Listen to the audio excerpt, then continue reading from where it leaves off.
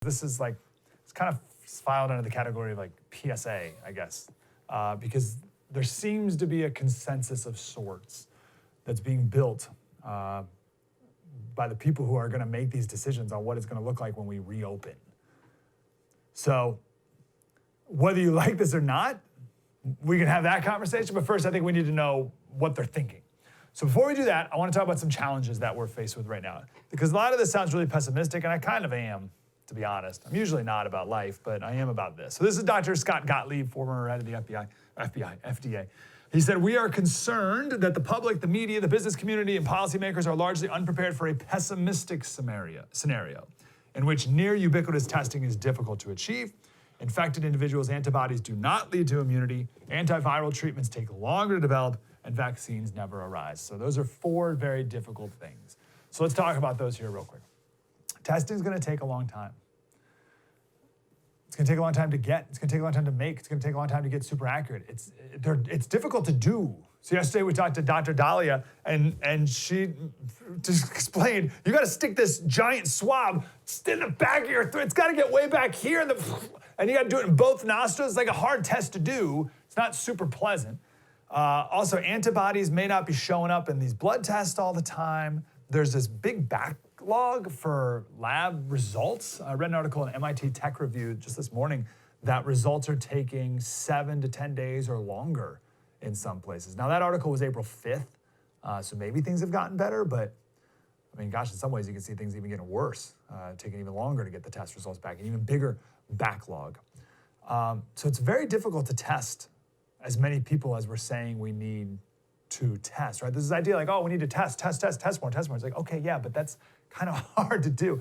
To do the same proportionally amount of tests that they did in South Korea, we would need to administer 1 million tests a day. And to properly retest over and over, Paul Romer, he's a Nobel Prize economist, he says we need 22 million tests a day. Now, I have no idea how he came up with that number, but the point is we need a lot. And right now, we're not even at 100,000. So even if we did 1 million, we need 10 times what we're doing right now. That's a big hurdle. That's going to take time. Second thing, the antibodies. Right? The antibodies may not even be productive. Let me quote here. This is from some doctors at Stanford. "Many commentators are assuming that for the subset of infected patients who develop antibodies, that those antibodies will protect people from being reinfected." So that's an assumption that a lot of people have made. That's not true. In fact, maybe not be true. In fact, little is known about whether the antibodies are neutralizing, that is protective against subsequent infection. They go on, they talk about the 51 patients in South Korea. It's now 91, as of like 2 days ago, where they tested positive for COVID, had 2 negative tests, and then had another, they got it again.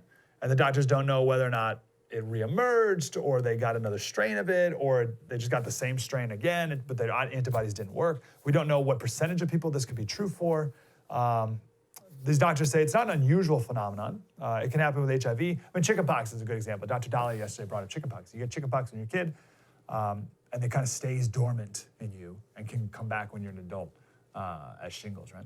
So testing is going to be difficult. We don't even know if there's such thing as antibodies or how effective they really are. Vaccines take a long time. We've talked about that 100 times. Treatments, there's 150 treatments that are in trial right now, either preclinical or clinical, which is great. I think that's awesome. I'm glad we have 150, but that's going to take time to work. These are the Stanford doctors. Historically, antiviral medicines have proven much harder to develop than antibacterial medicines like antibiotics. While we now have effective medicines for HIV and Hep C, those took decades of research to develop. So the idea that we can just do it like that seems very, very optimistic. So I don't want to bum you out, but these are the realities of the situation. We don't have the testing to scale, and it's very difficult to do that. We're not even sure if there's such thing as immunity. There's no widespread treatments or cures, maybe promising potentials, but we're not there yet. And forget about vaccines, that's going to take years. So what do we do with that? Like, that's our starting point. Slater Crusaders, thanks for watching the first on YouTube. If you want more, like, subscribe. We got plenty.